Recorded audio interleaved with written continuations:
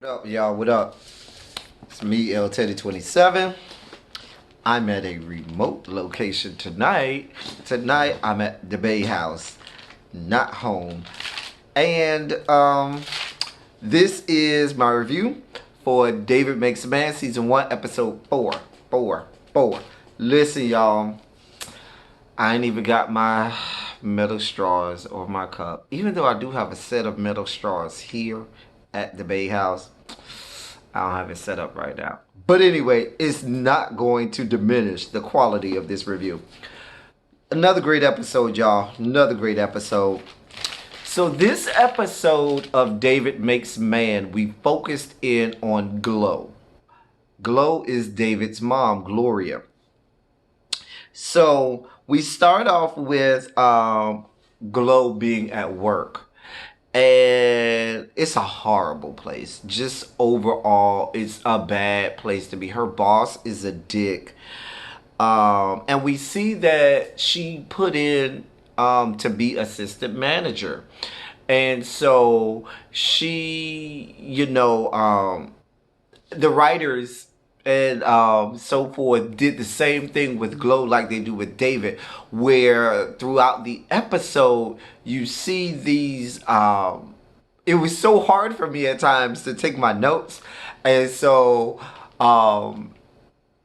because there were times where you thought something was actually happening, and then come to find out it was a daydream, or it was the character's subconscious depicting this. And so it was great, it was amazing, but it was hard to dictate and write down my notes and so forth. So but it was fun. I was here for the ride. It was such a good time. So like I said, she had put in to be assistant manager, and so you see her sitting at the boss's desk. Well, the boss is at his desk. She comes to his office, and basically he tells her that she's got the job, and she's all happy and elated and ecstatic and so forth. Come to find out, she's been daydreaming. Like, oh, wake up. She ain't get no job.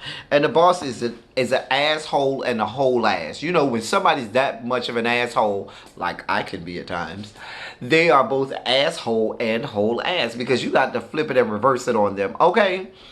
Anyway, I'm y'all don't pay me no mind. Dre is watching me, making me make Google eyes at me and making me laugh while I'm making this review. Dear God. Anyway, so we see the boss kind of like sexually harasses Glow. And he's trying to get her to, I guess, do sexual favors for him, because he hired her with her record, so forth and so on. And she does not, she does not take his advances. She doesn't, she was like, no. And so we have this point where she's trying to get away from him, and in her trying to pull away from him, she trips, falls out of the door, falls hard onto some plates or something on the ground in front of like the entire restaurant.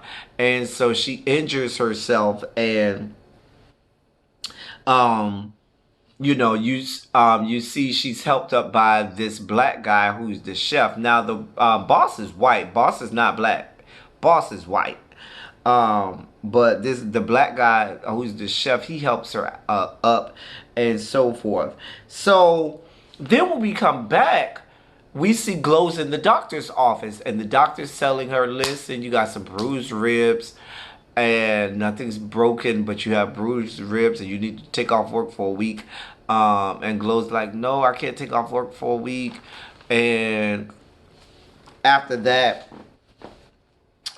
she goes out into the waiting area, and the guy from her job who's been flirting with her, I think his name was Walter, he's there waiting for her, and she tells him, oh, you didn't have to wait for me, you've done enough for me, this, that, and the third. Then she wakes up, she ain't at nobody's doctor's office. She is still at that job, bleeding or well, she looks and she has, severe bruises to the point where it looks like it is actually bleeding on her side. And she wakes up from this daydream because she ain't going to no doctor's office. Do she even have medical insurance? So there's another daydream, and so there's this. Her subconscious is trying to is playing tricks on us as the audience, but it's depicting what she ideally would like to happen. It's helping her escape. So in her subconscious and in these daydreams, she has this escape from the awful, horrible reality that she really has to face. And so this is her way to keep going, because sometimes when your reality is so awful, so horrible, you need an escape, something to keep you motivated and to keep you from damn near being suicidal at times. Um, so I feel like that's what this was. So now she's limping. She's obviously not just hurt her side, but perhaps hurt her hip and or her legs or some part of her lower extremities. But she's limping. She's limping. I mean, it's a very pronounced limp, and she's bruised really badly.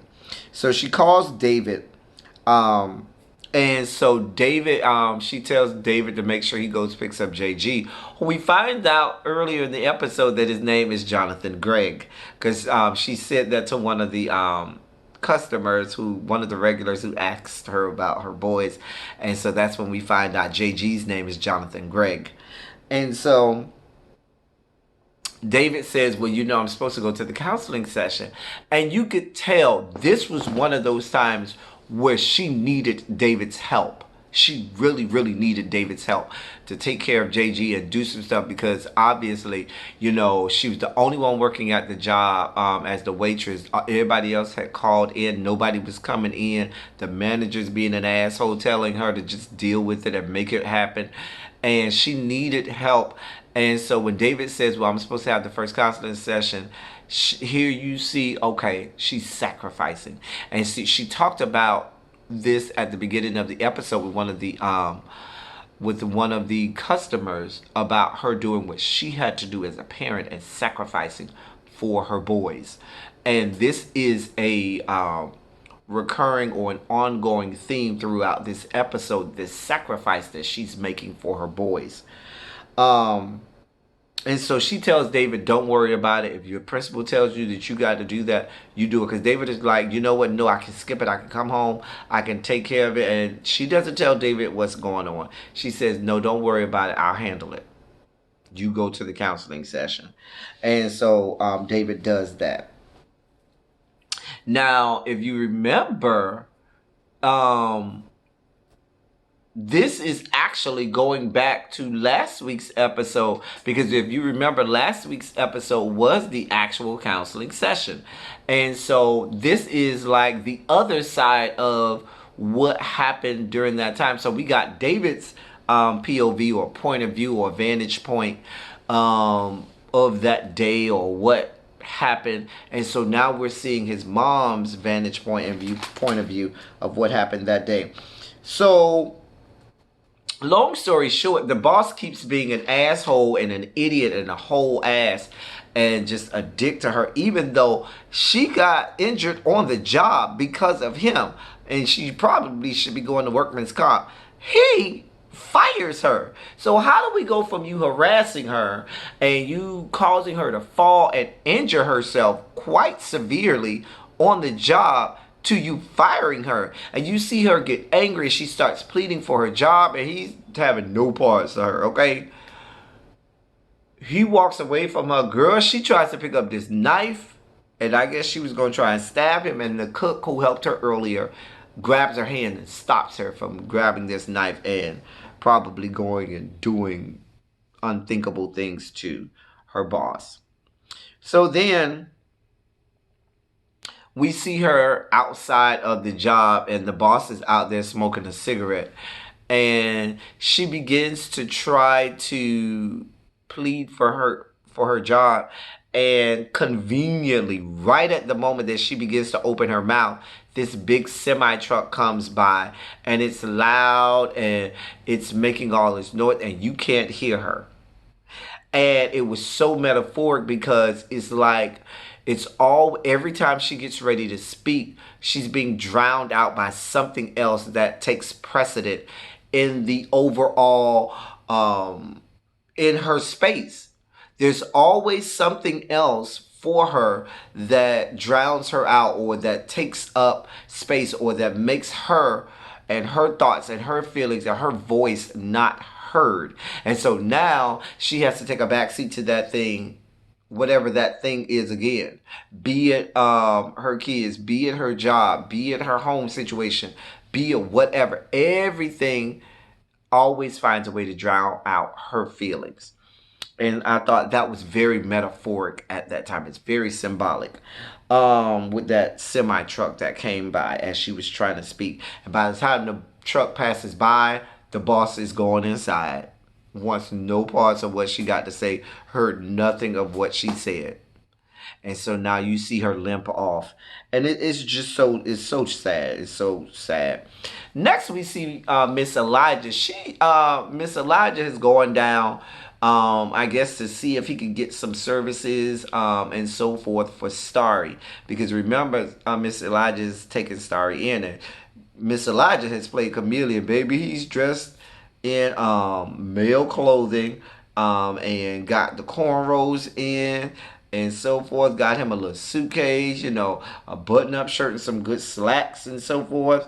And he tries to do the illegal thing, go with some fake IDs and get, I guess maybe, I'm not sure necessarily of what he was trying to get, but perhaps food stamps or whatnot for Starry. But long story short, the passport that he's using for Starry, um, the passport that he tries to use, the fake passport he tries to use for Starry doesn't work. And the caseworker, or the worker there, is like, this is fake. And he tries to plead his case to the guy, and the guy was like, I ain't here for y'all. I ain't part of y'all. And I guess he's saying, I'm not a part of your Rainbow Push Coalition. I'm not a part of the Alphabet Crew. Okay? Um, excuse me, y'all. I apologize for that. And so they don't get those services. And this is real world, y'all. Sometimes you have situations where you have these youths that may be a part of the LGBTQIA spectrum, and they are forced to leave home or kicked out of their own homes. And there are some people who think it not robbery enough to take them in and try and care for them. Some of these adults that are really advocates for them and are really safe havens for these young people, and become their family. And unfortunately, because of the way things are set up, they a lot of times need to get services or funds or different things for them, and just can't. And so they have to try to do whatever they can, and sometimes they have to go through nefarious means by which to try to make a way for that young child, and get what they need. So let's keep going. So then we see Gloria. She goes to this pharmacy, and the pharmacist sees that she's injured really bad, and she gets, I think, some Bengay and some other stuff, some weak medications. I think it was, some of it was topical, in order to try and help herself. And pharmacist said, "Are you okay?" She was like, "Yeah, nothing I can't handle with this, that, and the third." The pharmacist says, "Listen, I see you in a lot of pain, and if you want, I can hook you up. I can get you to 800 milligram, and that's prescription drugs." And so now we're starting to see that perhaps it may not have been crack that, and maybe it was crack that the mom had issues with, but certainly it looks like it might have been prescription drugs or other opioids that the mom was struggling with, because we see this throughout the episode. And so you see her subconscious like cuss the man out and go off on him about asking her to try to take these prescription drugs, or for a small fee, and but that was just her subconscious. And then you see her in real life just tell him, no, I'm okay. So I liked how this played out continuously through the episode, where you kept getting these um, dream sequences, or these depictions of her subconscious. So then Glow is on the bus, and she sees this young girl with this guy on the bus, and the guy kind of appears to be a womanizer, and you see she seems like she's almost afraid of the guy, or too overly submissive to the guy. And Glow looks at the girl, and the girl is looking at Glow, looking like for help. And Glow probably sees a little of herself in that girl, but unfortunately, she doesn't muster up the courage to try and help the girl, and so she just gets off the bus. And you see the girl looking out the window at Glow, almost like crying out, silently crying out for help. But Glow, got her own situations going on, and ain't a whole lot she could do right now because she got her own cross to bear. Um, so then Glow gets home. Child, JG done damn near burnt down the whole laundry room with them damn sheets that he's trying to hide from his mama. The building manager is in there, and the building manager, as Glow is coming, the building manager JG runs over to his mama, the building manager, and is like, you need to get this boy because he almost burned the building down. And so she's like, you need to stop coddling that boy, and so forth. And she tells him, why is he that old and he's still wet in the bed, and this, that, and the third. And this is back and forth.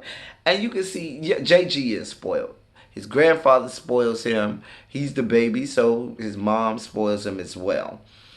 David, not so much. He isn't allowed to be spoiled as much because he's the oldest. And often, those of you who are oldest, who are the oldest, you don't get spoiled a lot. The baby does. So David comes home during this time, and the mom done dropped stuff all over the floor, and JG is helping pick it up. And David says to his mom, "Hey mom, are you all right?" And the mom is like, "Yeah, I'm all right. Don't worry about it. I'm all right." She's trying to pick up this stuff that she dropped on the ground, and she's getting JG to help her do that. Um, and she tells JG, "I ain't gonna spoil you no more. I'm not gonna keep coddling you and spoiling you," because she's kind of in her feelings. She's had a hell of a day, and she is taking it out a little bit on JG, and you can kind of see JG is not used to this. So you can see he's kind of taken aback, and he's almost in tears almost with how his mom is talking to him and treating him and so forth and so on. Um, and so David comes home and notices his mom seems like, she's not well, or she's not her normal self. He says, "Are you all right?"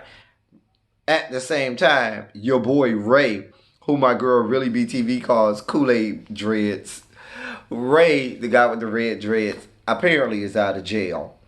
And he goes to David, and he starts to talk to David and congratulate him on the drop off, and starts to allude to, "Oh yeah, you gotta help sell." He basically said, "You gonna be selling for me and my uncle because he likes you and he has expectations that you're gonna do this." And David is like, "No," and he was like, "You ain't got no choice."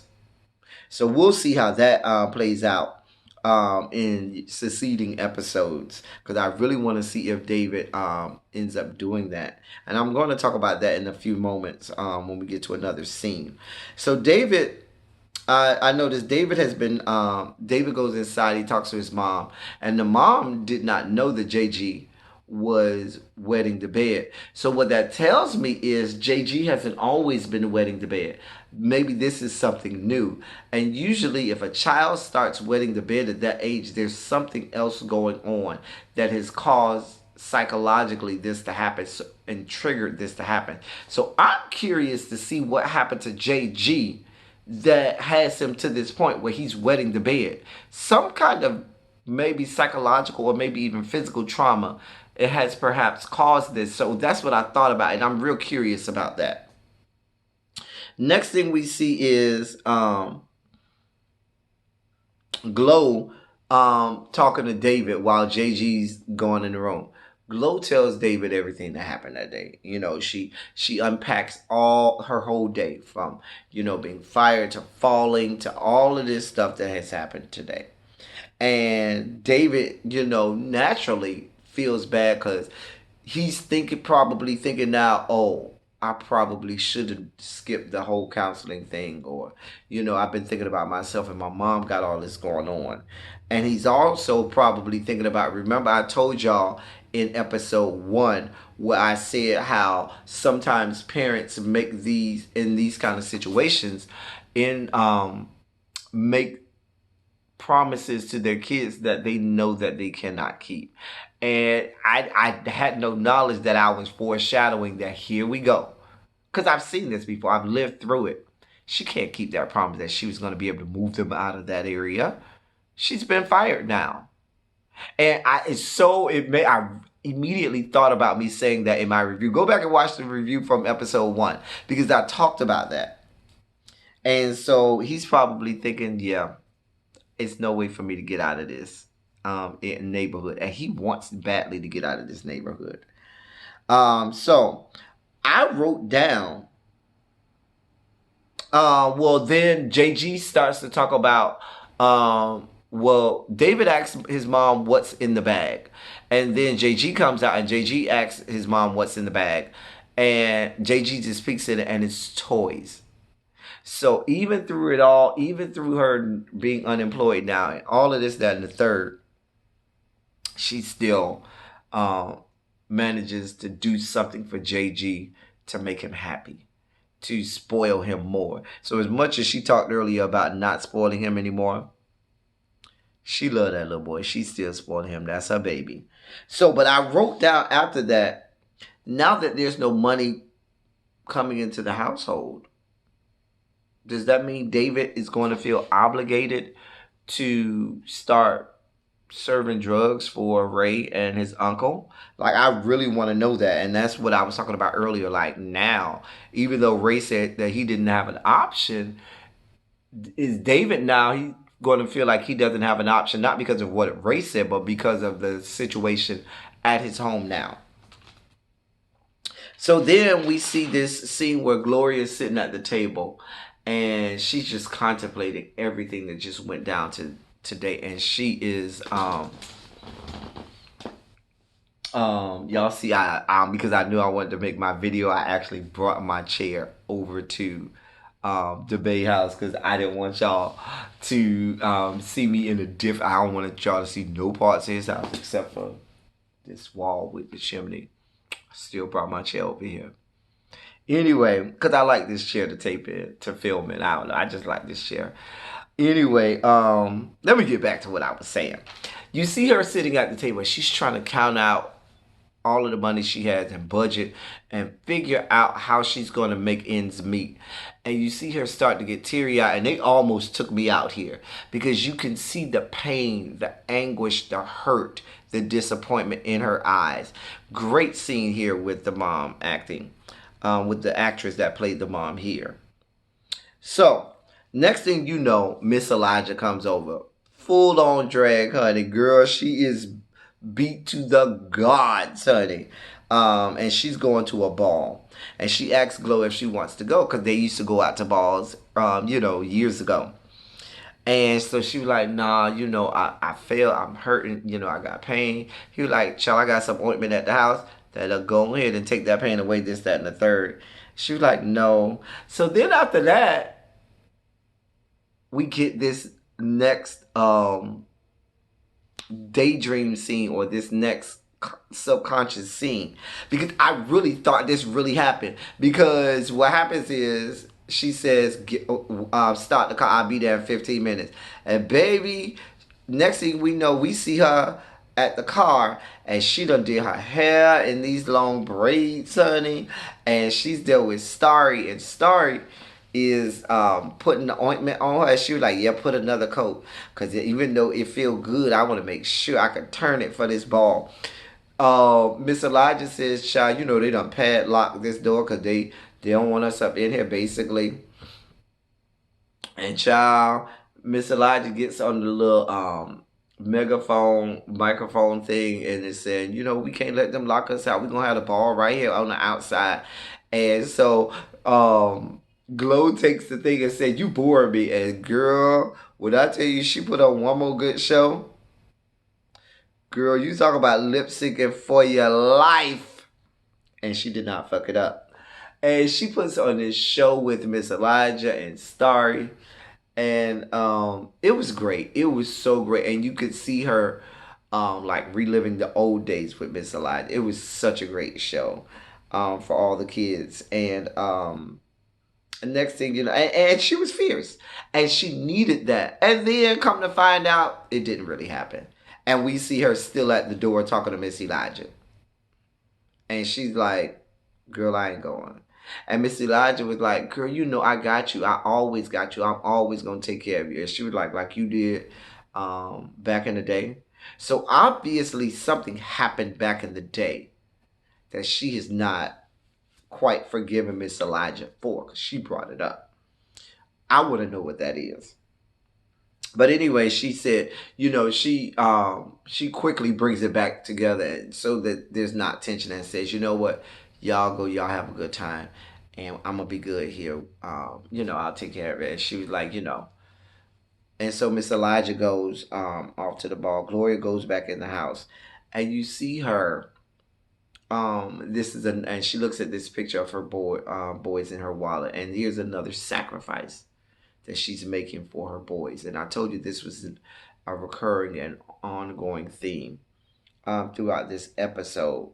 And finally, we see her. She goes back to the pharmacy, and she, I think, with the intentions of trying to get those pills from the pharmacist. I don't know if she's going to sell them or try to take them. I don't know. But she's being helped by this cashier. It wasn't the pharmacist. It was just this black guy who was the cashier. And she's returning some items to get the money. And so she goes and she stops and she looks over at all of those the bottles of pills there. And I don't know if she's contemplating trying to steal it or whatever. I don't know how she's going to steal it in this open ass pharmacy. But then the cashier guy said, anything else I can help you with? She lies and says, oh, I was looking for these Bengay patches.